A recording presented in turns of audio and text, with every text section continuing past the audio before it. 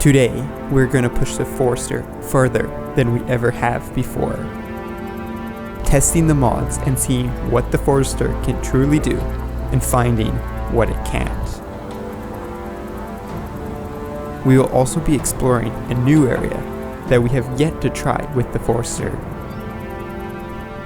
Staging in this new area, Maclean Creek, we meet with the group, all a lot more capable than the Forester. After riding on the access road for a short while, we came to our trail, which didn't look so bad until we got into the trees. The trail changed from a slightly rutted access road to what can only be described as a creek bed. The mixture of boulders, loose rocks, and mud started taking its toll on the Forester and slowing our progress to a halt. But after a little bit of winching, we were able to overcome the obstacles and continue on the trail. This is one off-road expedition you won't want to miss, so let's get started. What is up and welcome back everyone. Today we're back at Maclean Creek where we took the Gladiator on its maiden voyage, but we're back with Austin and the Gladiator, Austin and Lee and the other Jeep, and then my Forester with its mods. We're going to be doing something a little more hardcore and technical, so we're going to be really testing the limits on the Forester. Also here with some more people with really nice rigs, so they're going to have no problems. I'm going to be the one probably falling behind, so let's go hit the trail. Now on the gravel roads, we headed into the area and towards our trail. Air down, the Forester cruised without an issue. And we went from the gravel road we were just cruising on, and now we're officially on the trail. So all the trails out here are designated and sanctioned and marked. So it's pretty easy to go ahead and find the trail you want. Not like some places where nothing's marked, like where we were in the shoe shop. And it was just forestry road after forestry road. Here, everything's marked, so we can actually find where we're going. But it's already looking a little sloppy and a little messy, so it should be interesting to see what these tires are capable of and how they perform in the mud. And as we got farther and farther into the trail, it got worse and worse. The little puddles became miniature water crossings, and the small gravel turned into bigger and bigger rocks. Until we got to the first hill climb, where Austin, leading in his lifted Jeep, hit the first obstacle. Watching him finally get over it had me wondering if I was going to be able to do it in the Forester.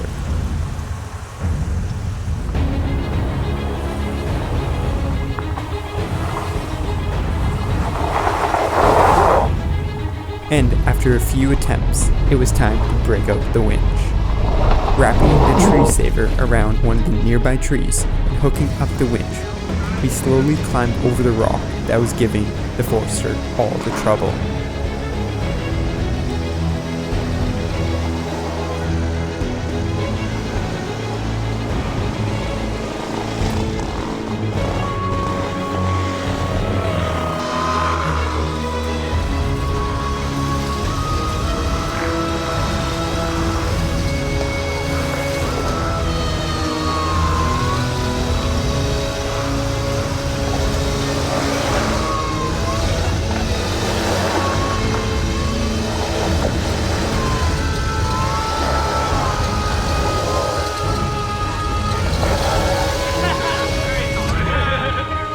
And finally, we were free.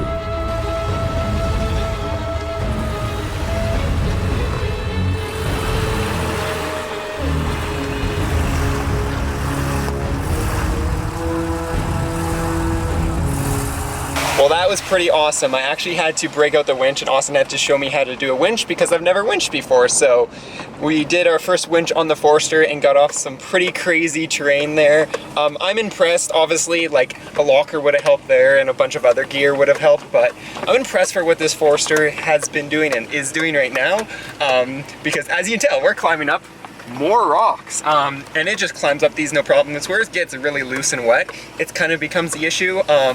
But yeah, I'm really impressed. I'm really enjoying this trail. It's super wet, and like as you guys saw, we've been going through puddles all day. But yeah, so far so good.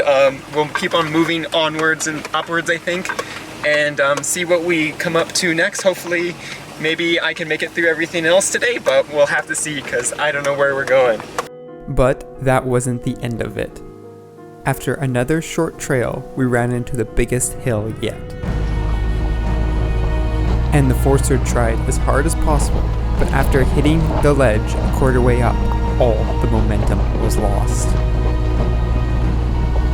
And after a few more attempts, it was clear that I was not making it up without the winch. So, for a second time today, we broke out the winch.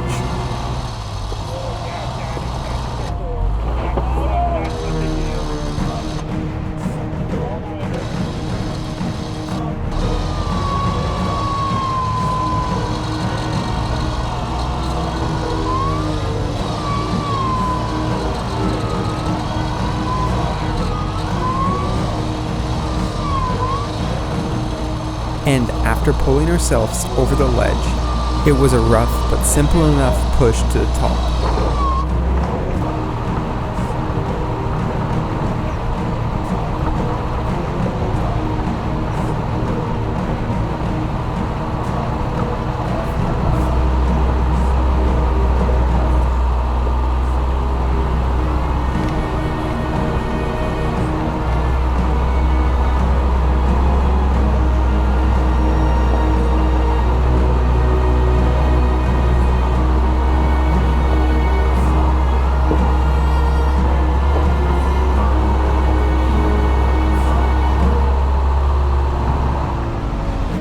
After, we continued up the mountainside, and after a short break on the top, descended into the valley on the other side.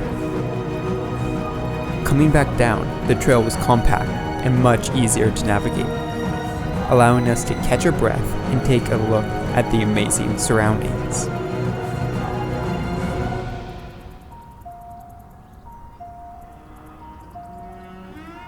It wasn't long before the trail joined back up with a road, and after a cruise through the mountains and a bit of dodging culverts led us to our destination for the day, the riverbed.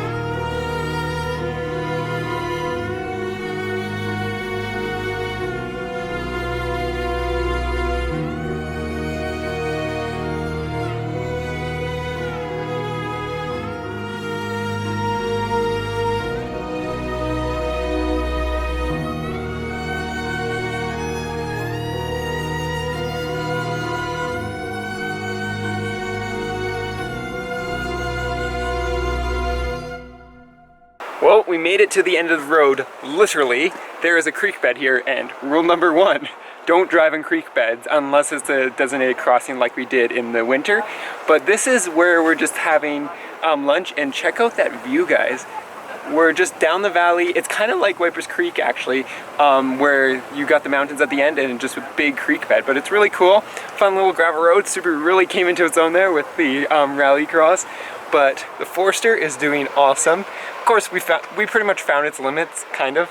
But I'm not going to continue to try to push them farther. But it is doing really well. Tires surprised me. Wheels holding up great, and suspension is perfect. But we're just going to hang out here for a bit and enjoy the view before we head back, maybe on another trail, or head back to civilization.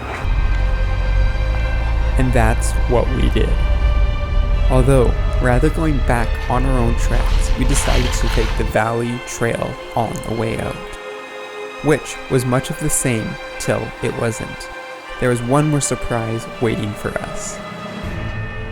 The rain that fell a couple of days ago turned the trail into a mud puddle, allowing the cars to slide around like they were on ice.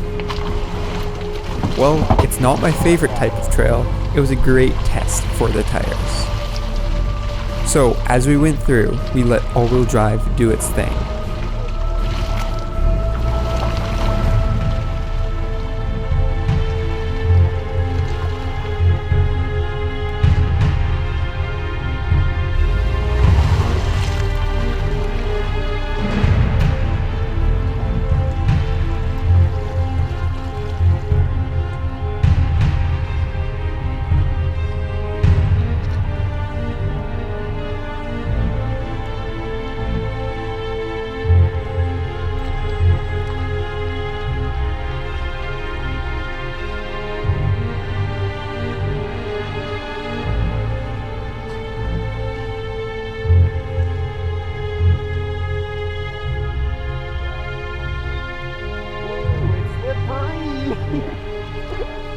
and after narrowly avoiding a tree to my door and putting the skid plate to use, we made it through.